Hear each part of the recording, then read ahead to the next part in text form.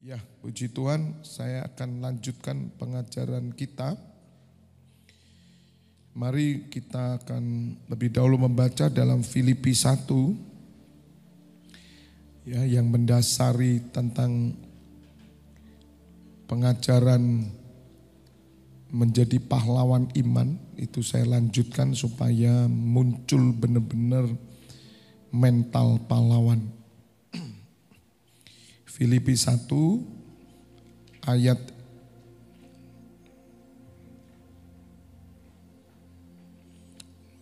20. Sebab yang sangat kurindukan dan kuharapkan ialah bahwa aku dalam segala hal tidak akan beroleh malu. Ya, garis bawah ya. Ini yang kita pegang saudara. Jadi jangan sampai kita ini beroleh malu. Menjadi orang Kristen ya, jangan sampai aib itu keluar dari hidup kita setelah kita percaya kepada Tuhan Yesus. Kalau dulu it's okay. Tapi sekarang kita harus menjaga benar, jangan sampai aib itu keluar. Tapi kalau kita jatuh, ya kita minta ampun. Harus segera bertobat. Ya, ini betul-betul dipegang. Karena target kita yaitu memberikan persembahan mahkota kepada Tuhan. Orang-orang yang jatuh apakah masih punya kesempatan? Punya. Ya. Tapi dia membayar lebih besar. Orang yang diampuni banyak, dia akan mengasihi lebih banyak. Ya, ini yang kita harus pegang, saudara. Ada kesempatan.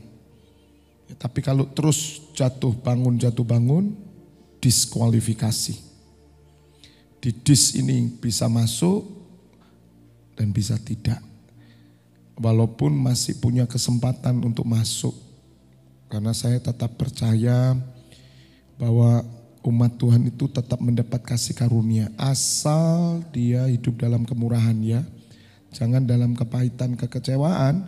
Kalau dia mati dengan kekecewaan, wah itu saya nggak tahu saudara. Walaupun mudah-mudahan kasih karunia melampaui semuanya, namun dia tidak mendapat tempat bersama Tuhan Yesus. Ya, karena di surga ada dua level yang paling rendah dan level paling tinggi.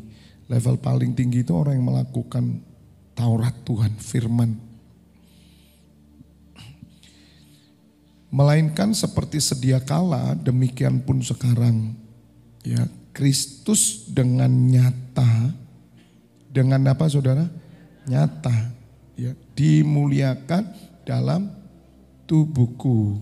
Ya, tubuh itu yang nampak hidup kita. Bukan Kristus dimuliakan dalam hati kita saja, tapi tubuh kita. Makanya orang Kristen jangan tatoan. Ya, kalau sudah tatoan, ya sudahlah. Karena dulu enggak ngerti. Loh kalau ngerti kok ya ditato. Gitu, ya. Muliakan loh dengan tubuh kita. Kalau saya anting-antingan boleh enggak kira-kira? Siapa yang setuju boleh angkat tangan?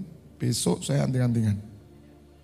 Saya pinjam punya istri saya berlian 24 karat. Siapa yang setuju? Gak ada yang setuju ya, puji Tuhan. Kalau setuju saya anting-antingan. Supaya gereja Tuhan semua tahu bahwa anting-antingan boleh. Orang laki loh ya. Karena sampai hari ini bahkan penginjil anting-antingan loh sudah. Dan itu yang gak masuk akal bagi saya. Gitu loh, standarnya orang dunia aja gak masuk gitu loh ya. Ya kalau ngomong norma. Ya keponakan-ponakan saya itu saya lihat aja gini. Anting-antingan.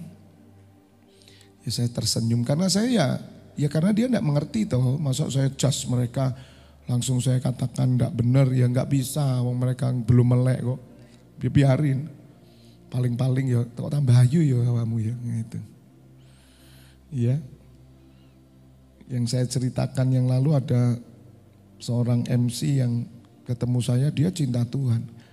Tapi dia coba berpenampilan seperti dunia. Dan tidak kebetulan waktu dia naik mimpin waktu pertunangan anak saya, dia yang mimpin itu. Saya panggil, ketemu di kamar mandi. Itu anting-antingmu lebih bagus dicopot. Iya, ini cuma mainan kok. Nggak dipakai. Makanya kalau yang melayani sini Edo ya, nggak boleh loh anting-antingannya. Tak copot kupingnya. Bukan anting-antingnya, kupingnya. Tak kirim di gang jangkrik, dimasak siobak-sioke loh. Loh kalau anting-antingan semua, tatoan semua, ya ngerokok semua, minum semua. Yang setuju katakan amin. Tuh maksudnya, enggak maksudnya itu kita ini enggak boleh munafik gitu loh. Kalau satu anting-antingan anak sana antingan, saya anting-antingan juga. Kalau pemusik ngerokok, saya ngerokok. Ayo, pasti mereka enggak boleh toh. Meskipun di WOTS tidak boleh juga. Ya. Kita ini kan malu ya saudara. Ya. Amin. Jadi gitu. Supaya dengar semua orang-orang Kristen gitu loh ya. Jadi gak tanggung-tanggung gitu loh. Kristen ya Kristen gitu. Demikian pun sekarang Kristus dengan nyata dimuliakan dalam tubuh kita. Ya makanya kenapa kita mesti pakai pakaian sopan ya di luar ya di mimbar, ngerti ya sekarang. Karena dimuliakan dalam tubuh. Nah kalau dimuliakan dalam tubuh monggo dicek mulia enggak ya ini. Saya tuh ya gimana saudara ya sudah apa saya ini yang terlalu kuno juga. Orang perempuan ya olahraga pakai short yang pendek. Ya, udah putih, nggak tahu Kristen apa enggak gitu loh. Kalau Kristen, ya siapa pendetanya, ya kenapa enggak diajar, diumum itu saudara. Itulah yang terjadi saudara. Baik oleh hidupku, jadi tubuhku, hidupku, matiku. Jadi Bapak Ibu Saudara harus mengerti kebenaran ini supaya kita mencapai pada pahlawan iman. Tubuh, hidup, mati.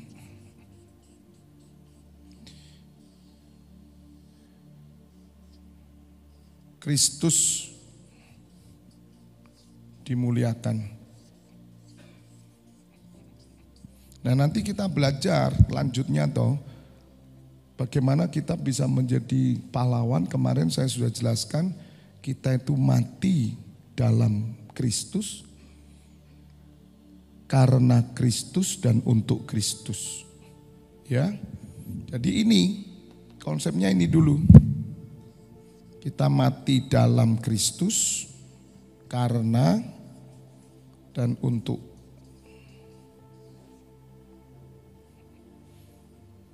Kalau Anda tidak mengerti ini, nggak bisa. Hanya hati, bagaimana hati? Jadi Bapak Ibu Saudara mengikut Tuhan Yesus itu secara tubuh, jiwa, dan roh. Kristus dimuliakan, nyata mulia loh saudara. Jadi kalau kita lihat loh, kok aku orang muliakan Tuhan ya. Standar memuliakan Tuhan itu di mana? Ya lihat ukuran norma aja kita enggak kalah ya sudah. Loh kalau ukuran norma dunia itu kita di bawahnya. Ngomong baik saja. Kamu Kristen enggak bisa baik. Loh ya jangan ngomong Kristus dong. Yang ngerti katakan amin. Kita ini sudah masuk level berkenan dan sempurna. Loh sama baik-baik ya. Kalau saudara enggak baik, enggak bisa hidup baik. Hidupmu itu enggak baik. Etos kerjamu enggak baik. Gimana saudara? Jadi kalau kita mau lihat ukuran norma yang ada ini loh. Orang dari penjara tanya sama saya. Saya ajar dia tapi enggak tahan sama saya dia. Enggak tahan. Malah waktu itu saya kasih sepeda, sak sepeda ini hilang pisan. Ya sudah. Dari penjara loh, baru keluar loh. Saudara. Saya ini kan mau nerima orang dari penjara. Saya seneng kok, saya ngajar orang penjara. Enggak apa-apa, saya memang suruh cari saya kok di luar. Tapi saya ajar kamu loh ya, bukan cari saya untuk utang duit loh ya. Dia tanya, Pak gimana ukuran baik itu dalam Kristen? Loh, jangan langgar perintah, jangan langgar pemerintah itu udah bagus kamu. Lah kalau pemerintah aja mau langgar, gimana kamu bisa baik? Kamu mencuri, menipu. Norma yang ada ini loh saudara. Yang nanti katakan amin. Jadi mari kita ukur. Kalau pandangan orang dunia ya, hidup kita itu sudah tidak sesuai normal. Jangan bebal, jangan diam loh saudara. Kamu harus bertobat. Kalau enggak, kamu termasuk orang yang menyangkal Tuhan. Contoh, pulangnya jam 1, jam 2 pagi. Menurut tetangga gimana? Baik enggak? Itu standarnya. Gitu, saudara harus ngerti. Enggak bisa, kami sudah diselamatkan. Kok Kristen itu enggak bicara itu Pak? Loh, standarmu baik enggak masuk kok, gimana kamu itu? Kan lucu saudara. Banyak kekristenan salah saudara. Nah, Kristus dengan nyata dimuliakan. Ini masuk nanti ke pahlawan iman. Karena menjadi pahlawan itu saudara harus mati dulu. Makanya standar masuk mati dalam Tuhan itu saudara harus memuliakan Tuhan melalui tubuh saudara, melalui hidup saudara, dan baru mati. Jadi waktu mati itu Anda itu memuliakan Kristus, matinya tersenyum, itu pahlawan. Katakan amin. Kalau orang tidak suka saudara, dia tidak suka tentang karena iri, ya. Tapi saudara tidak pernah merugikan orang, tidak pernah mengganggu orang yang iri sama saudara, dia memfitnah saudara, tidak urusan. Kita tidak terpengaruh sama sekali. Karena kita tidak ada hubungan, saya tidak pernah rugikan kamu. Ya, banyak orang benci dengan saya tanpa alasan toh. Aku benci Mbak Fabianus. Loh apa sih bapakmu? Karo kok benci? Ya sama seperti Alkitab dikatakan Tuhan Yesus dibenci tanpa alasan loh itu. Sama saya juga. Marah sekali. Tapi begitu ketemu saya, dingkul loh saudara. Kemarin ketemu orang yang tahunan tidak ketemu. Tak cewablek malahan saudara. Loang semua, wah Pak Webi. Padahal saudara, kalau ngomongkan saya, waduh saudara, saya bingung. Tanya orang-orang itu yang ngomong, enggak pernah loh saya utang dia. Enggak pernah saya ngerugikan dia. Tapi benci sama saya. Kenapa benci? Tanya ono. Karena setannya ada di sana. Jadi dia kalau ditanya juga bingung. Lucu ya saudaranya. Tapi itu tanda bahwa roh kemuliaan ada di dalam kita. Amin. Kalau saudara dibenci tidak punya salah, bersyukur. Itu kan surat Petrus. Tanda bahwa roh kemuliaan ada. Kita tidak pernah nyalain orang kok. Tersinggung-singgung karepe dhewe saudara. Dengar khotbah saya tersinggung, muarah ya sudah.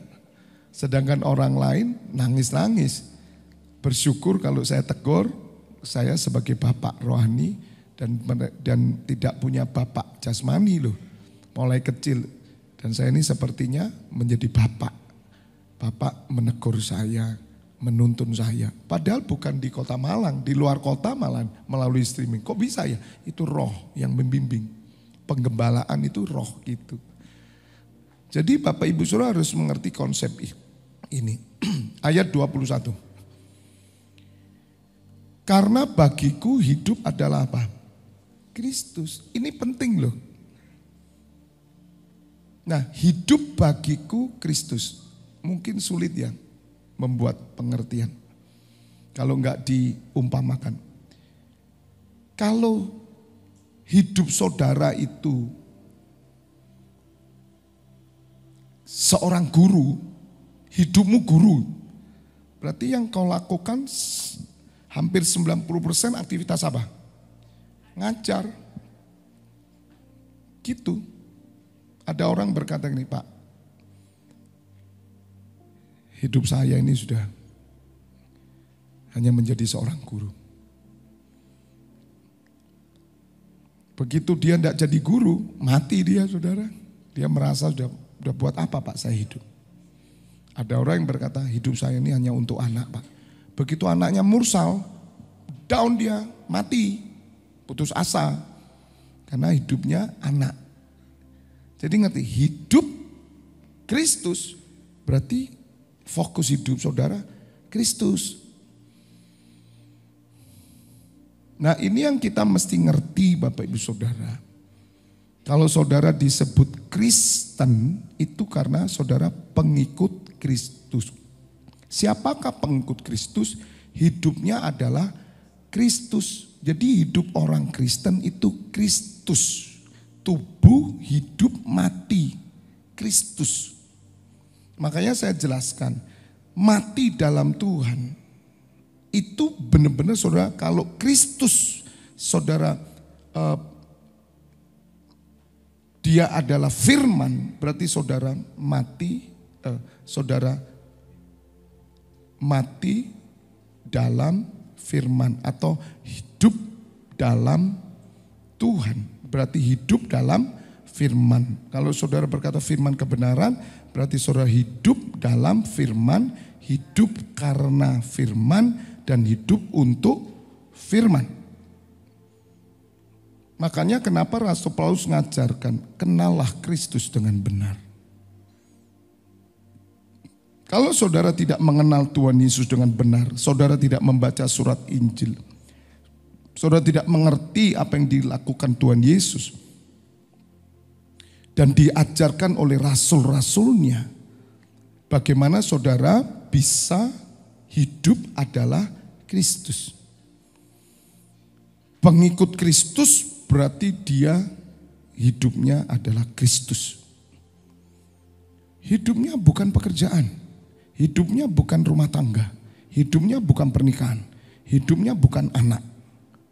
Hidupnya bukanlah duniawi ini, bukan. Kalau orang dunia hidupnya anak. Pak, hanya karena anak saya bertahan hidup. Tapi saya berharap orang Kristen tidak berbicara seperti ini. Ini orang Kristen yang gak kenal Tuhan. Cuman bedanya dia agama Kristen gitu.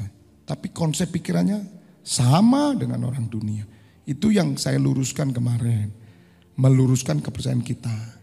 Masih banyak orang Kristen yang kesukuan. Banyak, kesukuan aja banyak kok. Ya toh, mana bisa ini orang Kristen. Orang Kristen kesukuan. Dia bukan Kristus.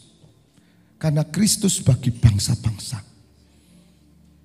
Sulit ya, orang Kristen itu benar-benar Kristen ya. Lihat saudara. Makanya biar Tuhan temukan yang Kristen sejati itu cuman di tempat ini. Sudah wis. Tempat lain gak tahu saya. Terus saya pernah ketemu sama seorang ibu pelayan Tuhan kok. Sampai marah sama saya, mukanya langsung apa ya, kayak makan pencit gitu saudara. Asam kecut mukanya. Saya tenang saja saudara. Saya bilang ibu ini kesukuan. Masih percaya kesukuan. Kamu tidak benar. Ngamuk saudara mukanya langsung. Orang berada saudara. Saya enggak peduli. Orang Kristen yang masih kesukuan itu jelas-jelas bukan pengikut Kristus. Anti suku ini. Anakku harus menikah dengan suku ini. Bagaimana orang Kristen itu? Masih bersama saya enggak? Ini Kristen apa bukan dia?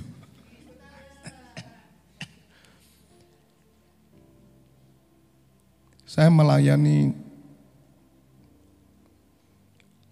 menikahkan di rumah saya anak orang kaya luar pulau gara-gara anaknya berhubungan dengan beda suku.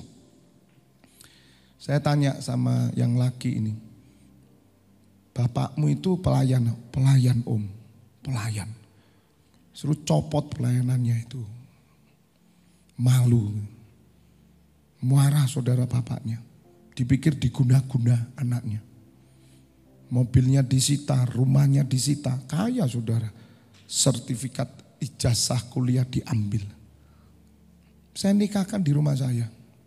Marah, ini pendeta kurang ajar katanya. Suruh datang ke Malang. Tak umbah, tak cuci bapakmu. Langsung tak tok saudara. Tak berkati. Bayangin posisi hamil itu. Carikan kerja, kasih sepeda ontel, sepedaan gitu. Hanya 3 bulan saudara ditelepon bapaknya, pulang.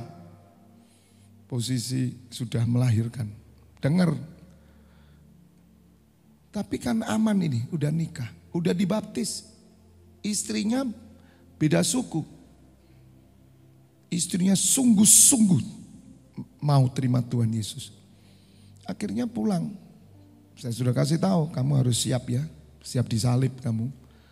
Tapi enggak usah khawatir. Ya Pak. Dan akhirnya mertuanya bisa menerima cucunya, senang dan dikembalikan semuanya memimpin perusahaan. Tapi gak terima kasih ya aku ya. Gak ditelepon ya aku. Belas izin lah ya. Izin sudah. Coba kalau enggak saya berkati, gimana? Ya mereka enggak tahu lah. Saya itu hanya jongosnya Tuhan aja kok. Saya hanya bersyukur. Ya menjadi Kristen yang lurus. Enggak peduli saya saudara. Ya, mau marah mau enggak urusan. Itu urusanmu lah. Jadi saudara harus ngerti bahwa bagiku hidup adalah Kristus. Itu baru Kristen. Itu bukan berarti saudara kemudian sekali lagi kalau hidup kita Kristus maka seluruh hidup kita fokusnya hanya kepada Kristus. Apa yang dilakukan Kristus?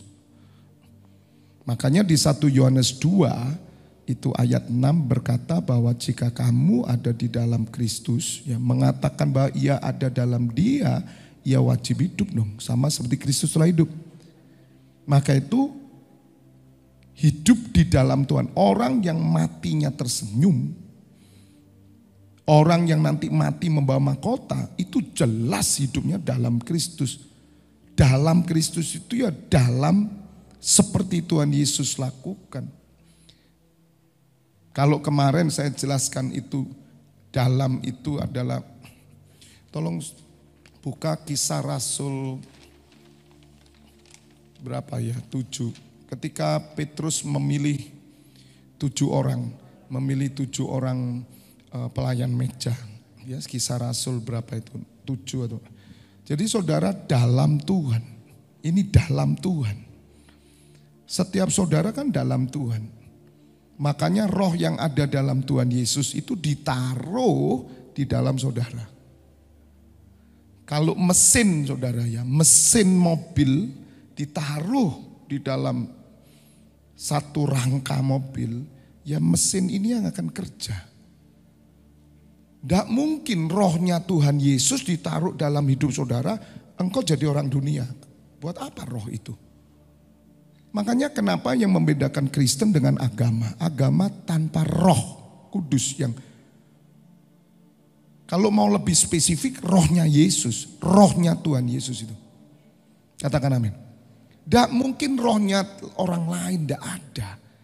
Roh setan, tidak mungkin. Yang membedakan kita bisa aktif di gereja karena kita punya roh Tuhan Yesus. Karena dia kepala gereja. Jadi kalau orang Kristen berkata, enggak gereja-gereja, dia punya roh setan, gitu aja. Karena hanya setan yang menolak Tuhan Yesus. Yang ngerti katakan amin. Yang pernah ngomong gitu bertobat. Ya saya juga begitu dulu. Enggak gereja-gerejaan, enggak mau saya. Buat apa? Dukun bertindak, tetap. Enggak usah buat apa gereja-gerejaan. Ya karena saya enggak punya roh Tuhan. Bisa ngerti ya? Karena roh itu ditaruh ke saudara. Nah hebatnya bagaimana saudara bisa melayani Tuhan kalau ada roh Tuhan. Roh yang melayani. Seperti yang Tuhan Yesus punya. Jadi tidak mungkin kalau saudara punya rohnya Tuhan Yesus, kamu tidak melayani di gereja.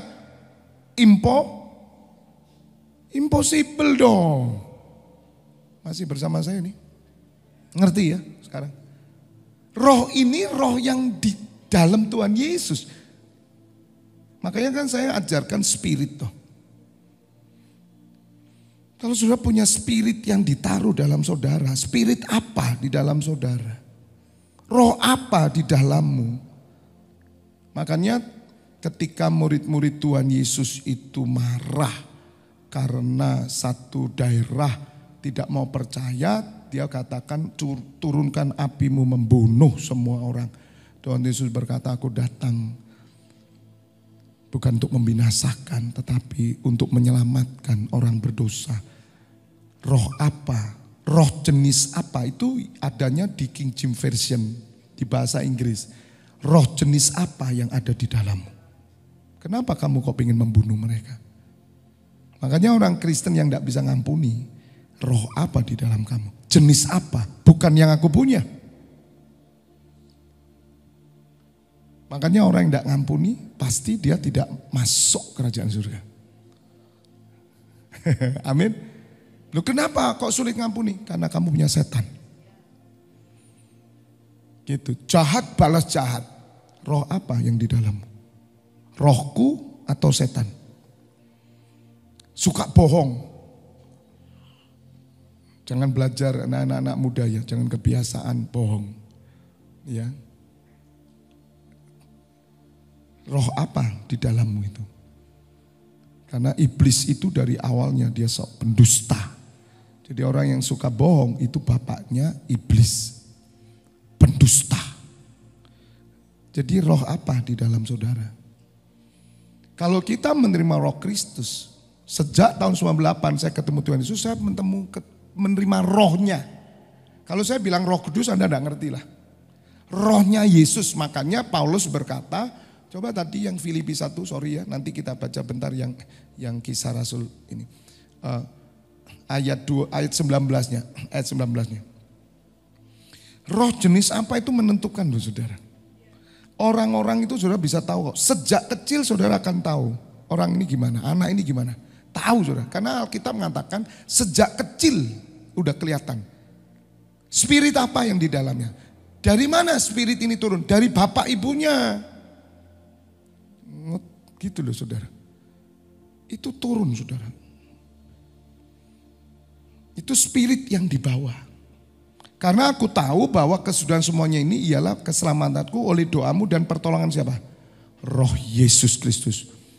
Nah untuk lebih meyakinkan saudara mengerti, roh yang di dalam Tuhan Yesus itu diberikan ke saudara sekarang. Berarti saudara seperti siapa? Seperti Kristus dong. Kalau rohnya misalkan Cristiano Ronaldo itu ya. Cristiano Ronaldo saya masukkan ke Sakia. Terima Sakian. Langsung jadi pemain bulu tangkis. Gak mungkin dong. Jadi pemain sepak bola loh. Ngerti saudara? Itu spirit.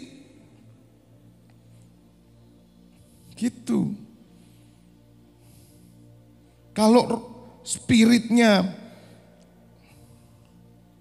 misalkan penyanyi terkenal gitu ya. Masuk ya saudara jadi penyanyi. Spiritnya bagaimana? Nah roh Yesus Kristus, roh Kristus. Itu pengikut Kristus. Makanya Tuhan bilang sama murid-muridnya, bentar dong. Aku tak naik ke surga, tunggu dulu janji Bapa. Janji Bapa kasih apa? Kasih duit? Tidak. Ini pekerjaannya Bapa belum selesai. Ngerti? Tunggu, aku tak minta sama Bapakku. Gitu loh. Bapa berikan rohku. Makanya minta Tuhan Yesus. Nah setiap saudara yang punya rohnya Kristus, Kisah Rasul 1 berkata, you receive power. Kamu terima kuasa. Lu kok bisa? Lu praktekkan saudara punya kuasa. Lu sungguh karena sudah menerima rohnya Kristus.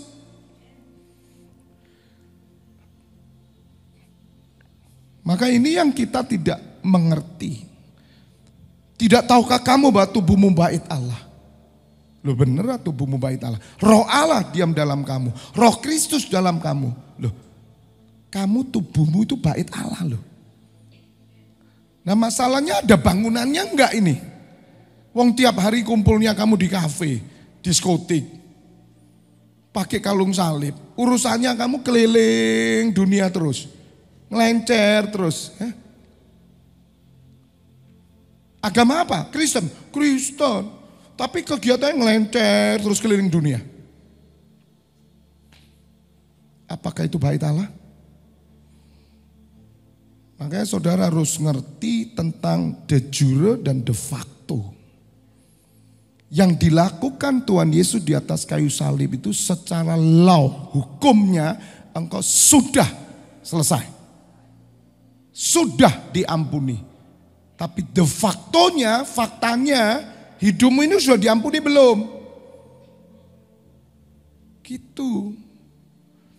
Nah saudara tidak hidup dengan de jure saja. Statusnya apa? Mahasiswa. Loh, mahasiswa, alma maternya jelas. Sarjana hukum ini nantinya, ya toh? Jelas sekolah hukum. Tapi tidak pernah masuk, gitu loh. Absen aja, belum tentu memenuhi syarat. Apa dia itu seorang mahasiswa? Kemahasiswaannya ditentukan kartu atau absen. Ya kehadiran toh saudara. Yang ngerti katakan amin. Bagaimana Kristen pakai status? Tuhan Yesus ini statusku Kristen. I don't know you. Apakah benar saudara bait Allah? Tidak bisa toh orang ngomong aku beriman aku bait Allah. Bangunanmu kemana?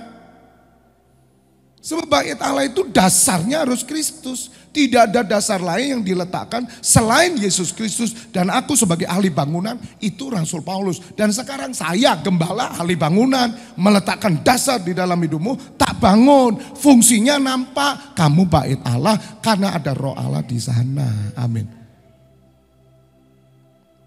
Kalau siapa di sini punya roh Kristus angkat tangan?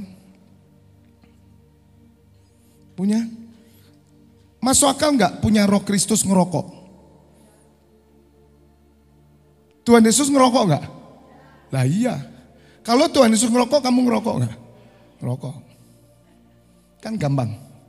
Tadi ada yang telepon, Pak, ini pelayan Tuhan, ngerokok. Saya katakan ya, kalau sudah melayani ngerokok, ora iso mandek saya bilang. Karena dia sudah di pelayanan. Kalau belum di pelayanan masih punya kesempatan. Sulit tuh saudara, kalau sudah melayani masih ngerokok. Dan dosa yang lain semua. Anda pelayanan, Anda dosa, Anda tidak akan sembuh. Yang setuju katakan amin. Kalau kamu mau sembuh, turun dan bertobat dulu, baru naik. Jangan main-main di atas mimbar, you kotor, kamu tidak sembuh. Ini orang yang tidak ngerti saudara. Makanya orang bilang, saya tanya, itu pelayanan enggak waktu ngerokok? Pelayanan Pak, angel dia bilang. Tapi ada satu baru lahir baru Pak. Lagi belajar, itu cepet gitu. Wes pelayanan ngerokok sampai mate nggak mandek, kecuali dia sakit jantung nanti. Nah, iya kakak saya divonis sakit jantung, ipar saya berhenti rokok bisa. Ya, kenapa enggak ngerokok terus saya supaya jangan cepat mati? Minta doa saya ini. Waktu kamu ngerokok nggak minta doa saya. Bisa mengerti saudara ya. Sekarang kita mulai ngerti nih bagaimana hidup dalam Tuhan. Ini yang saya jelaskan kemarin. Yang ngerti katakan amin sekarang. Jadi penting roh Kristus untuk apa sekarang? Supaya saudara tadi Sakia terima rohnya Cristiano Ronaldo, dia jadi pemain. Saya kirim kejuaraan dunia. Kan gitu. Nah saudara dikasih roh Kristus untuk apa? Untuk dagang, untuk jadi politikus, Untuk jadi apa? Dokter. Bagaimana? Justru Tuhan memanggil dokter jadi pelayan, tukang pajak jadi pelayan, nelayan jadi pelayan kok, guru jadi pelayan kok, tukang salon jadi pelayan kok, bankir jadi pelayan. Jangan dibalik. Kalau Anda punya roh bank, Anda jadi direktur bank. Kalau saudara punya roh tukang pijat, jadi tukang pijat. Kalau saudara roh tukang masak, jadi tukang masak. Tapi kita punya roh Kristus, meskipun kita tukang masak, hidup kita tetap untuk Kristus, gitu loh. Jadi orang Kristen dipanggil melayani Tuhan atau melayani dunia?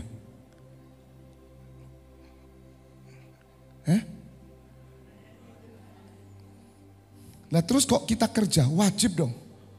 Ya mau minta-minta kita. Ora et labora kok, betul nggak? Berdoa dan bekerja. Dia kerja itu untuk doa itu loh maksudnya. Luwe toh saudara. Gitu aja kok repot. Kok bingung cari. Makanya saya kan bilang, yang sudah turunan orang kaya itu aja diuber babano. Ya memang gitu turunannya. Jadi kalau Anda mau cepat kaya, cari anaknya orang kaya, selesai. Dan melayani Tuhan total. Nanti tak carikan. Ada anaknya orang kaya gak bayu-bayu? Ada? Mau siapa? Siap wes pokok disuruh Pak Bibi kawin aku. Yang mau ayo. Tapi tak cek dulu, aku ya ora izin rek. Kayak no awakmu izin. Betul? Tak kasih no. Ada. Oh banyak saudara, kaya tapi belum laku. Enggak apa-apa, bisa. Tapi syaratnya satu, jadi pelayan Tuhan. Duitmu kan enggak kurang-kurang. Enggak usah kerja saudara. Loh, uangnya T kok. Triliun. Pengen enggak? KB pengen loh. Mau duit aja nih KB. Itu Tuhan yang ngatur saudara. Kayak iso dipaksa doh, cinta itu ya saudara ya. Gitu. Kalau dapat yang miskin pun enggak apa-apa, sama aja. Kita tetap melayani Tuhan karena roh Tuhan ada dalam kita. Maksud saya itu orang Kristen yang mau duitan kan ngejarnya gitu. Kerja, kan pengen kaya, nguber siapa kamu? Jangan ditipu sama seminar tahu, seminar menjadi sukses. Aduh saudara, 100 orang belum tentu 2 jadi. Saya jamin. Anda pikir gampang. Hanya 1 yang koar-koar untuk cerita kesusahan-kesusahan. Anda mau capai yang mana? Gitu loh, ngerti ya? Jangan dibodohi sampai ninggalkan pelayanan ya. Usaha asal ada makan. Sampai hari ini saya kemarin cerita ya sama Iwan sama Debbie. Saya ini memang ditakdirkan gak duit-duit aja nih saudara. Mulai cilik saya itu gak pegang uang. Sampai hari ini gak pegang uang. Uang ya dari istri semua. Memang saya itu hidupnya diberkati sama Tuhan. Ada orang yang menyediakan untuk saya semua. Sampai hari pelayanan di kota-kota ada orang sediakan tempat, ada orang pak pakai ini, pakai itu semua kasih karunia Tuhan. Sampai hari ini saya bersyukur dan saya tidak perlu paksakan diri saya punya uang. Saya suka kerja kok saudara. Tapi Tuhan berkata no.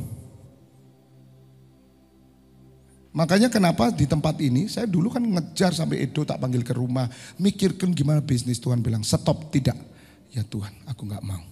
Tidak urusan saya. Tapi kalau teman-teman yang lain mau mikirkan pekerjaan untuk jemaat, untuk monggo. Tapi jangan saya. Saya tidak boleh. Ngerti? Karena saya sudah ditakdirkan dari rahim ibu saya. Ya toh? Makanya buktinya sampai hari ini saya tidak bingung kok saudara. Karena Tuhan menyediakan bendaharanya selalu untuk saya. Amin. Makanya kalau saudara taat, mau saya pimpin, berkat yang Tuhan berikan pada saya turun atasmu. Kalau kamu taat sama saya, kalau kamu nempel sama saya, kalau kamu tidak nempel sama saya, nehi.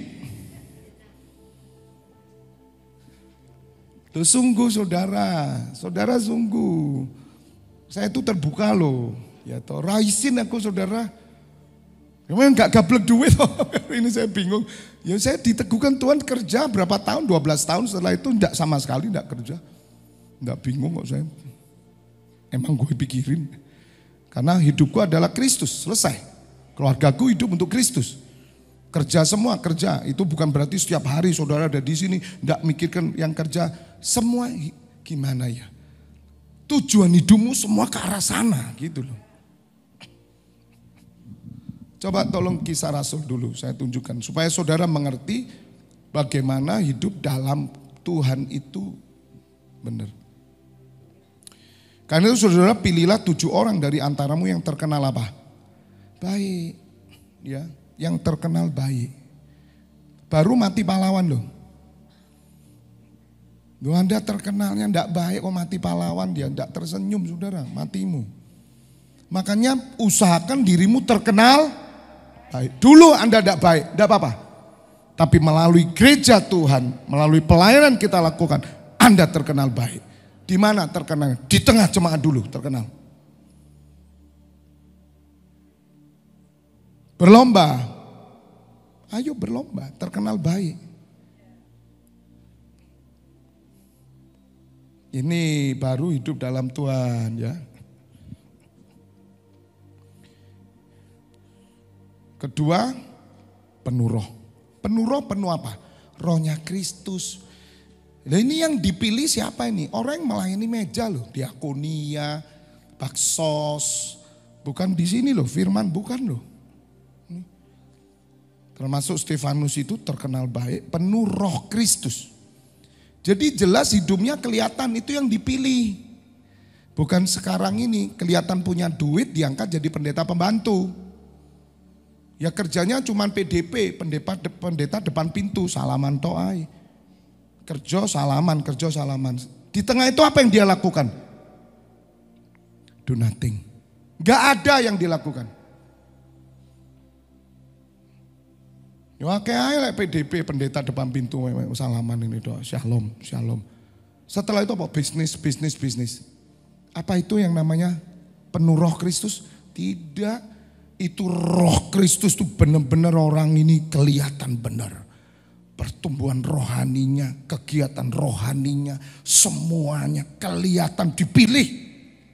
Bukan cuma yang punya duit, gak pernah baca Alkitab, gak pernah doa, diangkat. Rusak gereja itu. Betul? Penting orang usah pelayanan. Rusak gereja ini. Banyak enggak gereja rusak sebetulnya? Banyak karena ini. Duitnya tebel langsung diangkat. Lihat dia. Doa enggak dia? Momennya diangkat jadi gembala. Ada tau kesalahan besar. Saya jelas lihat tau itu. Keturunannya anaknya bukan gembala. Dipaksa jadi gembala. Ya bingung anaknya. Wong enggak ada roh Kristus di situ. Kecuali dalam pribadi ada loh ya. Beda loh. Tidak semua naik mimbar loh. Beda. Ini kan semua karunia toh saudara. Ya kalau di sini antara mimbar ini dan di bawah sama. Kita ngangkat tabut sama. Tapi bagaimana hidup pribadi saudara? Penuh roh enggak? Lah ini yang harus dibangun. Lah ini yang hidup dalam Tuhan itu ini terkenal baik, penuh roh. Nah ini seperti ini. Ibadah. Gitu. Dia pengikut Kristus toh hidup dalam Tuhan. Itu betul-betul mati pahlawan loh ini. Pokok kalau saudara sudah saya tulis Pak hidup saya dalam Tuhan. Dijamin kamu mendapat mahkota. Dijamin sudah. Ini pengikut Kristus ini saya tunjukkan. Terkenal baik, penuh roh dan hikmat. Hikmat itu hikmat apa? Firman. Paksa diri dong kenal firman. Loh saya enggak sekolah Alkitab. Ngapain sekolah? Gembalamu juga sekolah Alkitab kok. Gak duit gelar. Tapi aku membaca firman. Aku kenal firman. Aku mendapatkan pewahyuan dari firman. Bedanya apa? Saya enggak punya gelar itu aja. Belajarnya sama kok. Enggak perlu sekolah Alkitab ke sekolah yang reguler. Enggak perlu. Walaupun itu baik monggo. Tapi tidak pun sama. Penuh hikmat, penuh firman. Supaya kami mengangkat mereka untuk tugas itu. Ini tugas diakonia loh saudara. Pelayan meja, ngurusi orang miskin itu standarnya ini. Belum di sini loh. Berat loh sebetulnya saudara. Berat loh di sini itu. Ayat 4. Dan supaya kami sendiri dapat memusatkan pikiran dalam apa? Doa dan pelayanan firman. Ini Rasul Petrus. Jadi saudara dikatakan tadi penuh. Kembali tadi dikatakan terkenal baik. Ya, penuh roh. Hikmat itu firman. Terus ayat selanjutnya.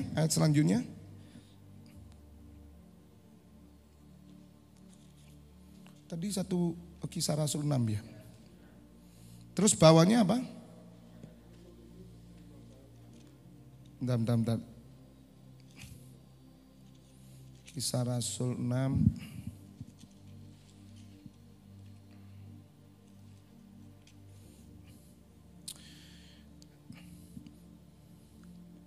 Ayat berapa tadi?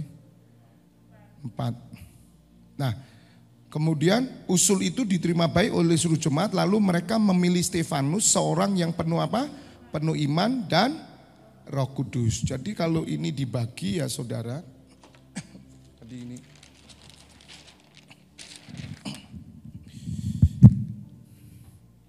Jadi hidup di dalam Tuhan, karena Tuhan dan untuk Tuhan itu adalah ya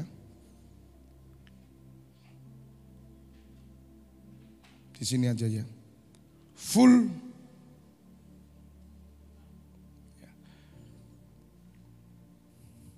penuh dengan iman, penuh dengan roh, penuh dengan firman, dan penuh dengan kebaikan. Full loh saudara. Full of faith, full of spirit of God, full of the word of God. Ya. Dan penuh dengan kebaikan apa? Good deed ya. Jadi penuh, standarnya itu penuh. Makanya mati dalam Kristus. Tubuh, hidup, mati, dimuliakan dalam Kristus, menjadi pengikut Kristus, melayani Tuhan, ibadah, imam, firman, kemudian jiwa-jiwa. Dan yang kemarin saya belum selesaikan, yang paling terpenting semuanya ini, ya hidup dalam Kristus, itu hidup di dalam kekudusan. Sini, 3 ya. Kekudusan, kudus. Ini nomor 1 saudara. Karena seperti yang tadi pagi saya katakan bahwa kekudusan ini syarat masuk hidup kekal. Kekudusan. Karena sebelum hidup kekal itu kekudusan. Dan kekudusan buah dari saudara menjadi hamba Tuhan. Nah, hidup dalam Tuhan itu sama dengan menjadi hamba Tuhan. Saudara hamba Tuhan. Kenapa kok hamba Tuhan? Lah saudara melayani Tuhan. Nah saudara menerima roh Kristus. Kristus apa? Kristus berkata, aku datang bukan untuk dilayani, tetapi melayani. Melayani di mana? Kristus melayani di mana saudara? Melayani di kerajaan Allah tuh saudara. Hubungannya sama jiwa-jiwa, hubungannya sama rohani, hubungannya sama gereja dong. Kalau dulu kan belum bangun gereja, karena Kristus belum dimuliakan. Nah sekarang Kristus sudah mati dan bangkit, gereja muncul. Nah orang Kristen sentralnya gereja, sudah titik. Dulu belum ada gereja, Tuhan Yesus berkata aku melakukan kehendak Bapa. Kalau maaf ya kalau bahasa lontang-lantung dia menyatakan kuasa Allah, menyatakan bahwa dia adalah utusan Allah. Itu aja dia yang dia lakukan. Nah sekarang dia pilih saudara dan saya dari rasul-rasulnya, diberikan roh kudusnya untuk melakukan apa? Yang dia lakukan dong. Apa yang dia lakukan? Melayani Tuhan dong. Gitu kok orang Kristen ngengkel, Pak saya enggak dipanggil melayani Pak, kalau saya dipanggil bisnismen. Itu teorinya siapa? Ya toh? Banyak gitu toh? Karena panggilan saya Pak, panggilan saya itu bukan seperti Pak Febi. Kalau Pak Febi itu kan dipanggil menjadi rohaniawan. Itu roh agamawi, setan itu bagus, hebat masuk di situ. Sampai semua orang Kristen tertipu semua. Dan itu terbentuk berabad-abad, saudara. Dan dibentuk oleh Bapak Gereja. Dibagi dua. Di sini imam, di sana awam. Nah, kona. Tirai dibangun, kencang. Anda mau urusan dengan Tuhan melalui kami. You nggak bisa. Bisnismen ngurus duit, kasih persembahan. Urusan Tuhan saya. Mati semua bisnismennya. Mati semua yang di bawah itu. Makanya terjadilah roh agamawi itu. Apa-apa datangnya pendeta. Minta selamatan dulu dukun, saya diganti pendeta. Kan gitu ah. Intinya podo wae. Ngono loh. Dulu ke gunung, sekarang ke gereja. Penyembahan apa? Pengemis. Ya toh?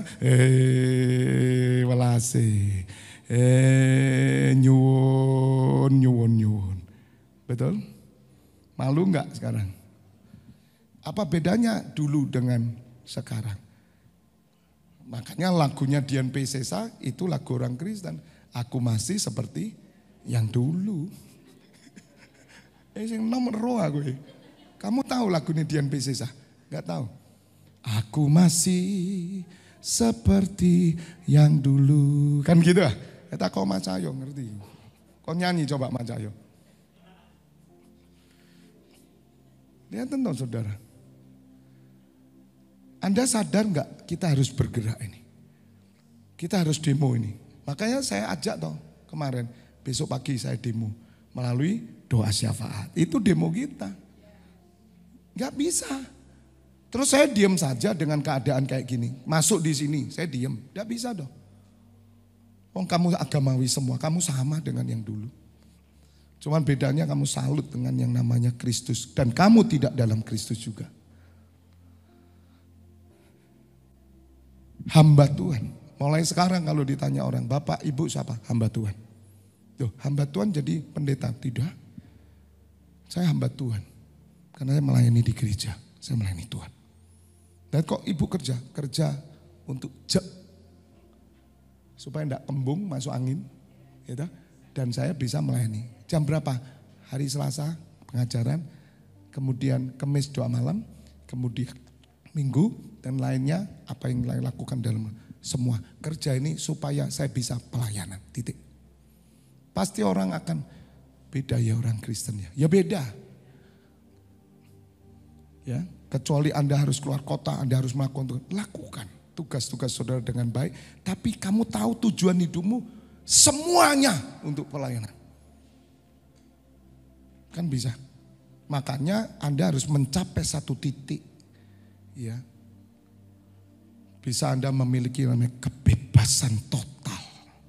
Rasul Paulus mengatakan, jika kamu hamba hari ini berdoalah kamu bisa dimerdekakan. Karena seorang hamba ketika dia percaya Tuhan Yesus, dia milik Kristus. Gitu saudara. Jadi ini logis banget toh. Nah baru kita nanti matinya pasti pahlawan. Anda harus ngerti ini. Makanya Anda enggak syukur perang. Loh kamu perang itu tahu enggak sih kamu siapa? Kalau kamu bukan hamba Tuhan, lebih baik enggak usah perang. Tiwasannya kamu mati, mlebu neraka tambahan. Gimana? Saya Kristen, belas enggak pernah ke gereja. Gitu. Ngamuk soalnya dihina Kristus. Marah, ditokno celurite saudara. Ayo caro pisan wis. Mati masuk mana dia?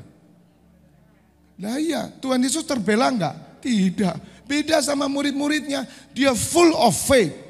Dia penuh iman, penuh firman, penuh roh, terkenal baik, jelas melayani, dirajam Stefanus saudara. Dia melihat Tuhan Yesus berdiri. Kan ada ayatnya. Iya kan? Ini pahlawan ini saudara.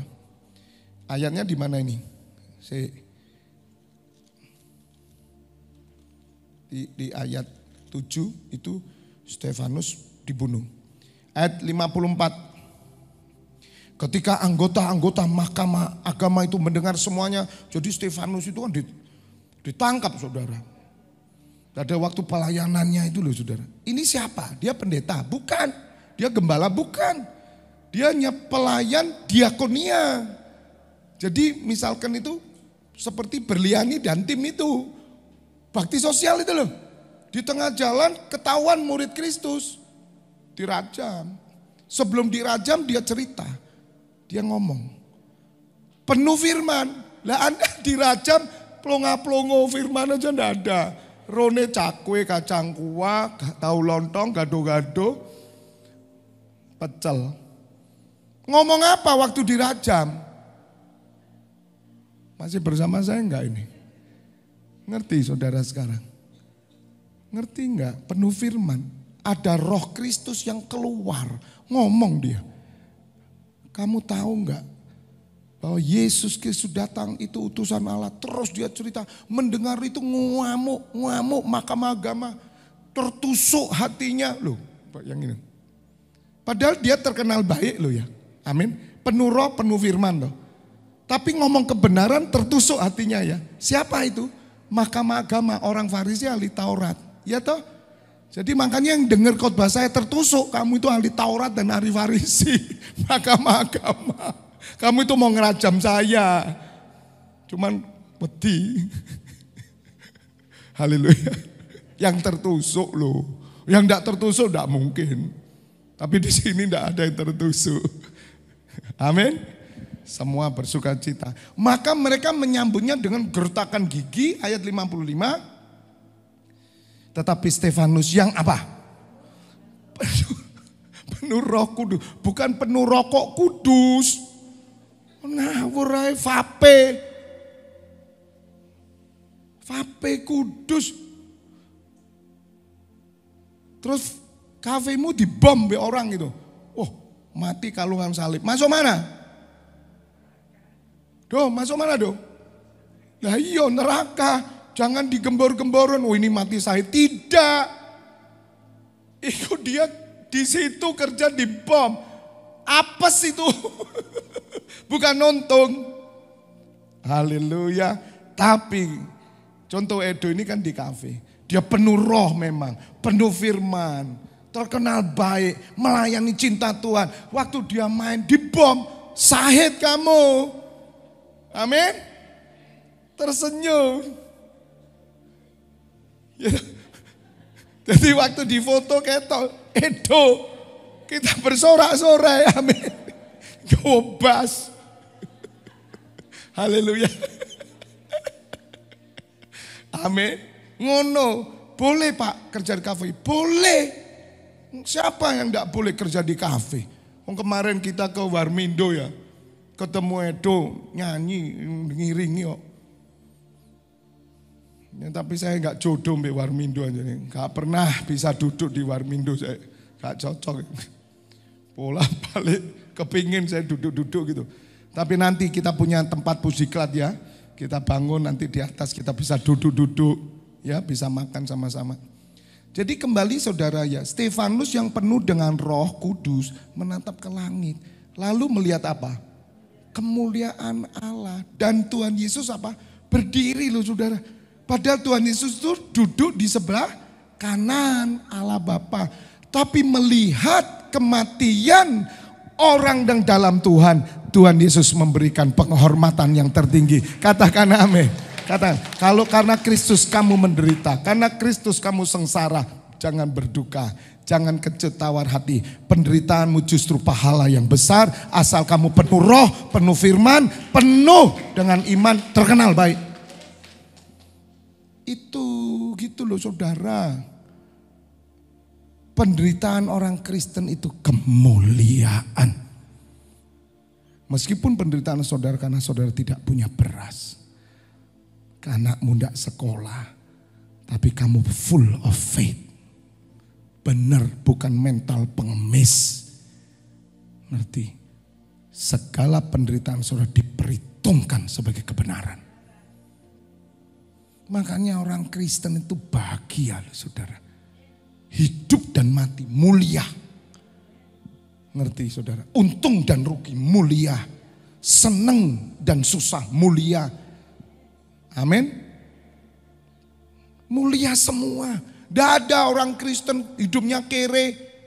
Saudara, Bapak ngomong kok hidup orang Kristen kere. Loh, kenyataannya ada di kampung-kampung saya lihat kok. Susah loh saudara. Tapi salahnya mereka mental beggar. Mental pengemis. Karena dilatih di situ, di gereja itu. Betul nggak? Udah pusingnya, udah melarat toh saudara. Loh saya tahu bener lantai tanah. Mikirin apa? Ya apa golek duit. Nggak ada yang mikirkan jiwa. Katanya punya Roh Kudus. Lihat saudara. Penderitaan bagi mereka aib. Tapi bagi Kristen sejati penderitaan di dalam Tuhan kemuliaan. Orang lain menghina saudara. Tapi saudara dengar, engkau tidak pernah dipermalukan. Tidak mungkin. Nah ini loh saudara. Tuhan Yesus memberikan hormat itu. Berdiri itu penghormatan. Ini yang saudara harus mengerti. Ya, bahwa di dalam Tuhan itu ya benar-benar hidupmu sama dengan Kristus. Dan jelas Kristus adalah kudus. Katakan amin. Hendaknya kamu kudus sama seperti Bapamu itu kudus. Jadi kekudusan itu mutlak bagi orang Kristen. Dan kudusan itu artinya kudus itu adalah, kemarin saya jelaskan supaya saudara mengerti bahwa kudus itu artinya dibagi dua. Ya, saya tulis ini kudus. Itu artinya saudara dikhususkan. Dikhususkan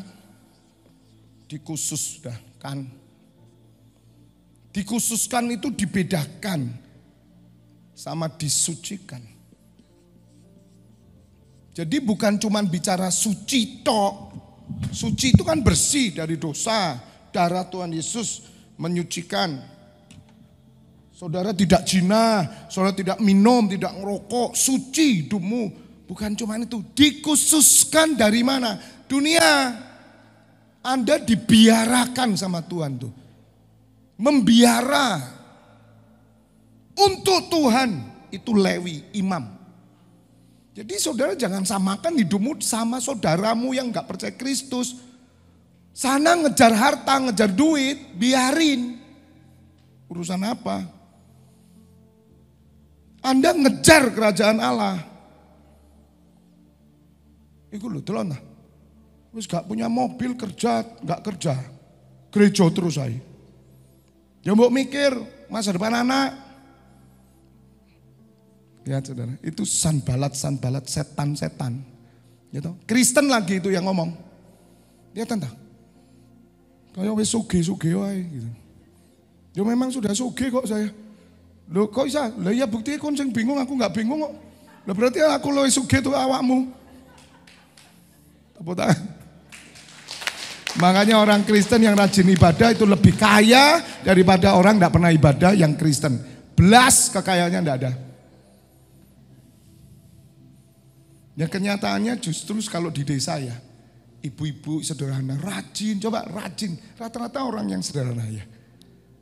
Di luar loh, kalau di sini rata semua rajin. Amin. Udah digemblang, ngerti saudara. Angka 3 matematika sama angka 100 sama. Tuhan mengasihi betul. Ya, bukan karena nilai matematikanya ancane maaf ya, ancane dia goblok matematika kok ya dah. Kemudian yang satu pintar matematika 100. Semua cinta Tuhan kok. Dikasih Tuhan semua kok. Tuhan gak ngelihat 3 sama 100, gak ada. Itu sama dengan pekerjaan dan semua. Gak dinilai sama Tuhan. You mau usaha punya 100 cabang, puji Tuhan. Ya toh, amin. You yang 11 cabang aja ndak ada, pohonnya ndak punya, ya toh, ngapa punya cabang, ya toh. Saudara bisanya apa? Ya sudah, tetap Tuhan mengasihi, kasih Tuhan tetap 100, ndak ada bedanya. Amin. Asal saudara melayani sebagai hamba Tuhan. Amin. Punya 100 cabang tapi akhirnya ngurusi 100 cabang nggak pernah ke gereja. Apakah Tuhan mengasihi? Tapi ada ajaran yang berkata Tuhan tetap mengasihi kamu. Goblok itu ajarannya. Ada. Kamu ndak ke gereja, Tuhan tetap sayang sama kamu. Karena dulu waktu kamu berdosa, kasihnya turun atas kamu. Setelah kamu jadi anaknya, loh ya mesti dulu kan berdosa, kasih turun. Loh setelah kita sudah tidak berdosa, kok macak dosa loh. Loh kok tetap dikasih, masuk akal enggak? Gimana? Kurang ajar ini orang. Dulu enggak bisa sekolah, dibayari, seneng enggak? Bisa sekolah. Begitu masuk sekolah bolos ngerokok di pinggir jalan, ngegame, internetan. Marah enggak saudara yang bayari? Kira-kira mau apa no? Hah? Ngerti? Ngerti? Mana mungkin pengajaran kayak gitu? Ada ayatnya semua kok. Jika seorang yang sudah mengecap karunia surgawi, yang sudah mengerti firman, tetapi dia berdosa, tobat, ya dok, dia murtad, tidak ada lagi pengampunan, tidak ada lagi salib. Lo kok gak bocor lo pendetanya? Pantes saya jemaatnya guyang-guyu. Meskipun tidak ke gereja dia tetap mengasihi saya. Wah pantas saja, bebas. Mentalnya tidak ada mental pahlawan, pejuang, prajurit. Ya, nggak ada. Oke, God bless you. Waktunya udah habis, kita doa. Nah, sebentar, saya tambah dikit aja. Udah dengar percuma, ngiyup yang ngomong setengah jam. Dalam Tuhan itu, karena saya tinggal ngasih tahu gini. Dalam Tuhan itu yang saya jelaskan tadi, ya. Saudara hidup sama seperti Tuhan Yesus hidup. Minggu depan aja wes. Tawa soalnya. Haleluya. Kita berdoa. Kami bersyukur ya Bapak buat pengajaran malam hari membuka mata kami supaya kami mengerti bagaimana kami hidup dalam Kristus, hidup karena Kristus dan hidup untuk Kristus. Sehingga kami boleh berkata mati adalah keuntungan. Bapak, biar pengajaran ini terus melekat, membuat kami berbeda dengan kekristenan yang lain. Supaya kami boleh hidup sesuai dengan rencana dan kehendak-Mu. Memberkati setiap murid-murid-Mu ini, hamba kembalikan segala pujian, hormat, kemuliaan hanya bagi-Mu, bagi Yesus Kristus, serta Roh Kudus yang selalu mengurapi, mengajar kami semua. Saat ini pulanglah, terimalah pengurapan, hikmat, pewahyuan Allah, spiritual wisdom, turun atas Bapak Ibu Saudara semuanya, di dalam nama Bapa, Putra, dan Roh Kudus. Yang sudah menerima berkat bersama katakan amin.